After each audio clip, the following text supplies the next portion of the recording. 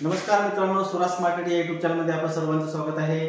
आपण कालच्या लेक्चरमध्ये वर्णमाला याच्याविषयी बघितलं आहे। आज आपण वर्णमालाची ओळख करून घेतली काल, आणि आज वर्णमाला आणि वर्णमालाचे प्रकार पाहणार आहोत। याच्यामध्ये बरेच प्रश्न परीक्षेला विचारले जातात। कोणतीही परीक्षा असो, पोलीस भरती असो आणि सरळ सेवा भरती असो, एमपीएससी असो, एसटीआय पीएसआय मेन्स असो, एमपीएससी मेन्स असो, सर्वांमध्ये हे क्वेश्चन विचारले जातात। त्यामुळे अत्यंत डिटेल आणि सोप्या भाषेत आपण इथून पुढे मराठीचे व्याकरण हे शिकणार आहोत। त्यामुळे आता काल आपण वर्णमालेची ओळख करून घेतली। आता वर्णमाला आणि वर्णाचे प्रकार। आता वर्णमाला आणि वर्णाचे प्रकार मध्ये वर्णमालेचे प्रकार पहा। एक प्रत्यय स्वर, त्याच्यानंतर स्वरादी, त्याच्यानंतर व्यंजने आणि त्याच्यानंतर संयुक्त व्यंजने। आता यामध्ये आपण पाहणार आहोत स्वर। स्वराचे प्रकार पडतात। स्वर आहेत 14 मध्ये ऱ्हस्व स्वर, दीर्घ स्वर, संयुक्त स्वर आणि इंग्रजी स्वर असे 4 प्रकार पडतात स्वरांचे: ऱ्हस्व, दीर्घ, संयुक्त आणि इंग्रजी। आता पहा, ऱ्हस्व म्हणजे लहान, दीर्घ म्हणजे मोठा, संयुक्त म्हणजे एकत्र आणि इंग्रजी तर इंग्रजी भाषेतील। तर पहा, सगळ्यात महत्त्वाचा म्हणजे ऱ्हस्व। ऱ्हस्व म्हणजे अ। पहिलं ऱ्हस्व मध्ये अ, ई लहान ई, उ आणि रू आणि लू अशा प्रकारे हे येतात या ऱ्हस्व स्वरामध्ये। आणि दीर्घ स्वरामध्ये पहा, आ मोठी आणि उ मोठा उ, तर हे आहे दीर्घ स्वर। आता संयुक्त कोणते एक काय, आयरन आहे, ओजालाओ, औषध। त्याच्यानंतर इंग्रजी ॲ आणि ऑ हे आहेत। इंग्रजी हे दोनच आहेत, ॲ आणि ऑ। इंग्रजी मधून आलेले स्वर कोणते? ॲ आणि ऑ। आपल्याला परीक्षेला विचारू शकतात इंग्रजी मधून आलेले स्वर कोणते, तर ॲ आणि ऑ हे आहेत इंग्रजी मधून आलेले। याच्यात आपल्याला दीर्घ स्वर विचारतील तर आ, ई, उ। संयुक्त स्वर हे अशा प्रकारे स्वर आहे। स्वरावर आपण कोणताही क्वेश्चन विचारला तर आपल्याला आला पाहिजे। इथं जास्त मोस्ट प्रोबॅबली इंग्रजी स्वर विचारतात, ॲ आणि ऑ। आता स्वरादी, वर्णमालेचा दुसरा प्रकार आहे स्वरादी। आता स्वरादीमध्ये स्वरादी आहेत आणि आहा। आणि आहा पहा, आणि आहा अशा प्रकारे आणि आहा हे इथं 2 स्वरादी। तर आपल्याला परीक्षेला प्रश्न विचारला कोणते स्वरादी कोणते येतात, तर आणि आहा। आणि आहा काय आहेत, तर स्वरादी आहेत। अशा कसाही प्रश्न विचारला आला तर आपल्याला आला पाहिजे स्वरादीतून येतं आणि आहा। त्याच्यानंतर पहा व्यंजने। व्यंजनाला स्वरांत म्हणतात, परवर्ण म्हणतात। हे आहे 34। त्यामध्ये पहा, खाली जर आपण आलो तर त्या व्यंजनाचे प्रकार पडतात: स्पर्ध व्यंजने, अर्धस्वर, ऊष्मे, महाप्राण आणि द्रविडियन। तर त्याच्यामध्ये पहा हे बघा, य स्पर्ध व्यंजने असे पडतात। आणि स्पर्ध व्यंजनेमध्ये जर पाहत आपल्याला तर प्रकार, स्पर्ध व्यंजनाचे प्रकार कठोर, मृदू आणि अनुनासिक। कठोर व्यंजनामध्ये स्पर्ध व्यंजने आपण पाहणार आहोत, आणि स्पर्ध व्यंजनामध्ये कठोर, मृदू, अनुनासिक असे 3 याचे प्रकार पडतात। तर पहा, याच्यामध्ये कठोर जर पाहिलं आपण तर क च्या गटात पाहिलं क, क, ख। पहिले पहा आपण जी ही घेतो क का की, तर क, का, क, ख, ग, घ, न, च, छ, ज, झ, न, ट, ठ, ड, ढ, न, त, थ, द, ध, न, प, फ, ब, भ, म अशी जेव्हा पाहतो तेव्हा क चा वर्ग येते एक। पहिले क, ख कठोर, क, ख कठोर वाटतात ते, आणि मृदू ग, घ हे मृदू वाटतात। आणि अनुनासिक जे नाकातून त्याचा उच्चार होतो त्याला अनुनासिक म्हणतात। तर हे न आहे, तर वाङ्मय म्हणजे नाकातून उच्चार आला म्हणून हे अनुनासिक आहे। मग च चा वर्ग घेतला, च च्या गटामध्ये च आणि छ हे पहिले 2 काय होणार, कठोर, आणि मधले मृदू आणि अनुनासिक। मग च, छ हे कठोर, त्याच्यानंतर ज, झ हे मृदू आणि हे न अनुनासिक। त्याच्यानंतर ट चा घेतला, ट, ठ हे झाले कठोर, आणि मृदू मध्ये ट, ठ झाल्यानंतर ड, ढ हे मृदू आणि हे न अनुनासिक, मानाचा न अनुनासिक। त, थ हे 2 अगोदरचे त ची वळ सुरू झाली आपण त, थ ची, तर त, थ हे कठोर, पहिले 2 कठोर धरायचे, मधले द, ध हे काय धरायचे, मृदू, आणि अनुनासिक मध्ये न च, तर अनुनासिक नाकातून याचा उच्चार होतो त्याला अनुनासिक म्हणतात। तर ते न। तर प, फ हे कठोर, आणि ब, भ हे मृदू, आणि म हे अनुनासिक आहे।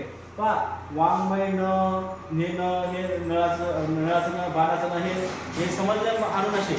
पण आपल्याला जर म विचारला कदाचित परीक्षेत विचारला शकतात म काय अनुनासिक मध्ये खालचा आपण म देतील ऑप्शन मध्ये आणि विचारतील की हे अनुनासिक आहे का, तर आपण इथं कन्फ्युज होऊ शकतो की न नाही, मग हे म आहे, तर म हे याच्यावर प्रश्न आपल्याला जास्ती करून विचारू शकतात म वर, कारण म हे काय अनुनासिक आहे. त्याच्यानंतर पहा दुसरा व्यंजनाचा प्रकार आहे अर्धस्वर. अर्धस्वर कोणते येतं तर ए र ल व हे येतं अर्धस्वर. अर्धस्वर इकडे स्वर आहेत पण व्यंजनामध्ये अर्धस्वर येऊ शकतात का, तर मग व्यंजनामध्ये अर्धस्वर कोणते कोणते येतात तर य र ल व हे अर्धस्वर आहेत. आता उष्मे आपल्याला विचारतात उष्मे कोणते येतात हे शामृगश, षट्कोश आणि सस्सास. एस ची फॅमिली यस लक्षात ठेवायचं. श षट्कोश आणि सस्सास हे येतं उष्मे कोणते कोणते येतात श श स.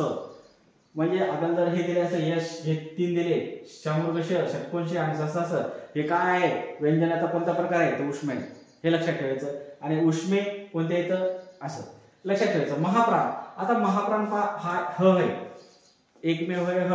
आपल्याला परीक्षेला प्रश्न विचारला ह काय तर महाप्राण आहे. महाप्राण कोणतं वर्ण आहे तर ह आहे, हे लक्षात ठेवायचं. असे महाप्राण म्हणलं तर एकूण 14 पण महाप्राण आहेत, 14 महाप्राण आहेत.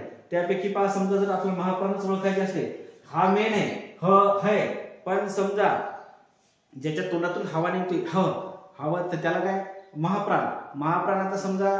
आता समजा इंग्लिश मध्ये एक लक्षात ठेवायचं, इंग्लिश मध्ये एच, ज्या अक्षराच्या नंतर एच वापरतात लगेच तुरंत अक्षराच्या नंतर, तर एच वापरला तर ते समजायचं महाप्राण येतं. असे वर्णमालेत किती आहे तर 14 महाप्राण आहेत. आता जसं की आता आपण म्हणलं ख, आता ख घेतलं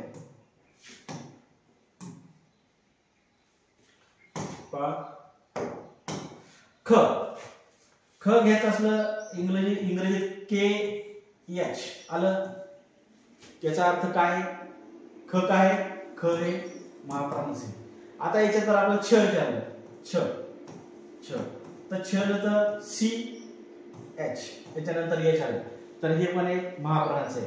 अशा प्रकारे आपण जे थ विचारलं तर त्याच्यानंतर काय टी आणि याच्यानंतर थ असं, तर हे थ पण महाप्राणच आहे. पण एकमेव ह हे महाप्राण आहे, हे लक्षात ठेवा मेन. पण असे 14 महाप्राण विचार वर्णमालेत होऊ शकतात, तर ते असे ओळखायचे. तर ळ द्रविडियन आणि स्वतंत्र वर्ण कोणता आहे तळ.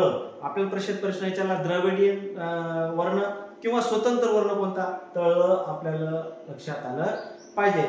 त्याच्यानंतर अशा प्रकारे हे द्रविडियन झालं. आता संयुक्त वर्ण झाला आपला, संयुक्त चौथा संयुक्त वर्ण कोणता क्ष आणि ज्ञ, हे संयुक्त वर्ण आहे. आपल्याला आताच पाहिल्याप्रमाणे क्ष आणि ज्ञ जर आपण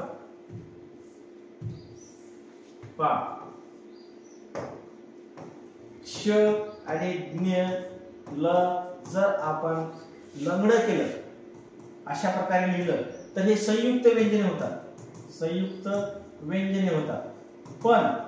पण आपल्याला परीक्षेत विचारला जातो जर असं क्ष असलं आणि असं ज्ञ असलं तर त्याला असं लंगड नाही केलं तर ही जोडाक्षरे होतात. इथं कन्फ्युजन करतात. जिथं कन्फ्युजन आहे तिथं आपल्याला परीक्षेत प्रश्न आहे, हे लक्षात ठेवायचं. क्ष आणि ज्ञ जोडाक्षरे आहेत आणि क्ष आणि ध्ये लंगडे श आणि हे संयुक्त व्यंजने आहेत, हे लक्षात ठेवा. आपल्याला इथं मोस्ट प्रोबेबली काय, आता आपण मागच्या वर्णमालेत काय पाहिलं की 47 पहिले संस्कृतमधून वर्ण आले, त्यानंतर 47 वर्णाचे काय झालं तर त्याच्यात आलं ळची भर पडली या द्रविड, ते झाले 48 नंतर 6 नोव्हेंबर 2009 साली 6 नोव्हेंबर 2009 साली काय केलं, शासन निर्णयानुसार ॲ आणि अ याची भर पडली, म्हणजे झाले ॲ आणि इंग्रजी धरून मिळून 52, 50 झाले. 50 झाल्यानंतर हे झाले 50 ॲ आणि आ मिळून आणि क्ष आणि ज्ञ संयुक्त व्यंजने मिळून झाली आपल्याला 52. अशा प्रकारे 52 आपण काय तर 52 वर्ण आहेत इंग्रजीमध्ये. त्यानंतर त्याच्यानंतर याच्या सांगण्यासारखं काय आणखी प्रश्न कुठे विचारला जातो हे लक्षात ठेवा. प्रश्न आपल्याला विचारतात स्वरादिवर कोणते येतात अ, आ, असा कोणताही क्वेश्चन विचारला तर आपल्याला संयुक्त व्यंजने कोणते तर क्ष आणि ज्ञ, महाप्राण कोणता तर ह, द्रविडियन वर्ण कोणता तर ह, अनुनासिक सगळ्यात जास्त महत्वाचा म्हणजे मवर प्रश्न विचारला जातो. आपल्याला तुम्हाला जर विचारलं उष्मे कोणते येतं तर एस ची फॅमिली लक्षात ठेवायचं श स स.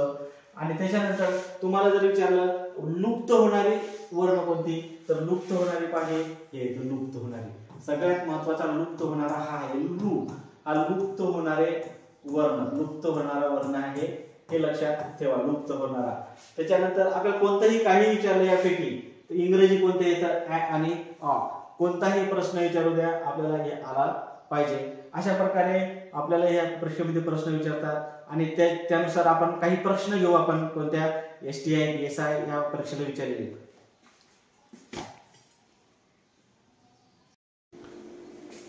बघा हा प्रश्न विचारलेला आहे विविध परीक्षेत प्रश्न विचारलेले आहेत तर त्याच्यापैकी पहा श श स या वर्णांना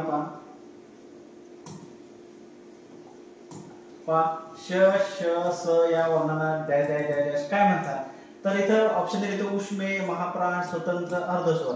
हा इंजिनिअरिंग 2018 प्रश्न विचारला होता.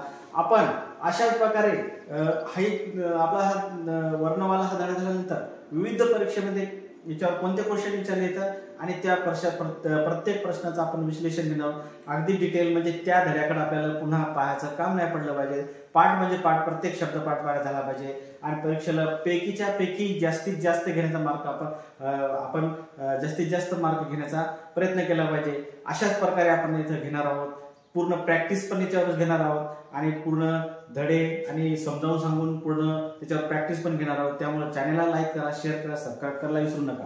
त्यानंतर श श स या वर्णांना डॅश म्हणतात तर काय उष्मे महाप्राण स्वतंत्र अर्धस्वर. अशा प्रकारे 4 ऑप्शन दिलेले आहेत. 4 ऑप्शन पैकी श स ही फॅमिली आपण काय म्हणतो एस ची फॅमिली म्हणतो आपण. एस ची फॅमिली म्हणजे हे येतं उष्मे. काय आहे हे उष्मे उष्मे येते. तर आपण अशा उष्म्याबद्दल पाहिल्यानंतर मग महाप्राण कोणता आहे याच्यातला आता याचं उत्तर आहे उष्मे. त्याच्यानंतर पहा याच्यात ऑप्शन आहे ते ऑप्शन पण बघून घेऊ. महाप्राण कोणते कोणते येतात तर महाप्राण आपण सांगले तर ह आहे सगळ्यात महत्वाचं ह आहे. ह च्या नंतर काय आहे 14 महाप्राण आहेत. त्या महाप्राण कसे ओळखायचे तर ज्या अक्षराच्या नंतर एच वापरतो आपण जसं की क क ख ख ख च्या नंतर आपण काय वापरतो खे के एच म्हणजे असं आपण हे महाप्राण ओळखतो. आता स्वतंत्र कोणतं आहे तळ आपलं स्वतंत्र जे की द्रविडियन वर्ण आहे. आणि अर्धस्वर तर तुम्हाला सर्वांनाच माहित आहे य र ल व. अर्धस्वर य र ल व. अशा प्रकारे या प्रश्नाचं आपण विश्लेषण केलेलं आहे. आता पहा पुढचा क्वेश्चन घेऊ आपण. क्ष ज्ञ म्हणजे हे याला लंगरेख आहे तर हे यांना कोणती व्यंजने म्हणून ओळखले जातात. क्ष आणि ज्ञ ज्ञानेश्वराचा हे जे हे व्यंजन आहेत आपल्याला माहित आहे परंतु कोणते येतं तर संयुक्त व्यंजने कठोर व्यंजने का मृदू व्यंजने. आता यापैकी उत्तर आहेत आपलं संयुक्त व्यंजने याचं उत्तर आहे आणि डिपार्टमेंटल ESO 2015 अशा बऱ्याच परीक्षेचे आपण प्रश्न 1-2 प्रश्न नॉमिनल घेतले आहेत पण आपण असे सर्व प्रश्नाचे विश्लेषण देणार आहोत आणि आपल्या चॅनलवर हे सर्व असं विश्लेषण तुम्हाला करून देण्यात येणार आहे. त्यामुळं तर आपण तर बघाच पण गरजू विद्यार्थ्यांना पण हे आपल्या चॅनल विषयी कळवा जेणेकरून त्यांना पण याचा फायदा होईल. आता संयुक्त व्यंजने कोणते कोणते येतात हे क्ष आणि ज्ञ हे आपण संयुक्त व्यंजने आहेत आणि फक्त क्ष आणि ज्ञ जर असा असेल याला जर लंघन असेल तर याला आपण जोडाक्षर पण म्हणतो जोडाक्षर सुद्धा म्हणतो. आता व्यंजने तर तुम्हाला माहिती आहे क पासून ज्ञ पर्यंत हे काय ते सगळे व्यंजने येतात. आता कठोर व्यंजने कोणते कोणते येतात क च्या वेळी क ख च च्या वेळी च छ ट च्या वेळी ट ठ. पहिले 2 प्रत्येक ओळीतले पहिले 2 अक्षर वर्ण हे काय येतात हे कठोर येतात हे कठोर व्यंजने. आता मृदू व्यंजने मधलं म्हणजे कठोर मृदू आणि अनुनासिक त्यातलं मृदू व्यंजने कोणते याच्या मृदू म्हणजे काय थोडेसे हा याच्या क ख च्या हे कठोर आणि क ख ग घ हे मृदू. त्याच्यानंतर च छ ज झ हे मृदू. हे लक्षात ठेवा. अशा प्रकारे संयुक्त व्यंजने आहेत. व्यंजने तर सगळेच आहेत. कठोर व्यंजने कोणते तर हे क ख च छ ट ठ ड ढ अशा आणि मृदू व्यंजने कोणते तर त्याच्यानंतरचे 2 अक्षर ही मृदू व्यंजने. अशा प्रकारे आपण काय प्रत्येक प्रश्न आपण त्यात प्रॅक्टिस घेणार आहोत. त्यामुळे चॅनलला लाईक करा शेअर करा सबस्क्राईब करायला विसरू नका. धन्यवाद.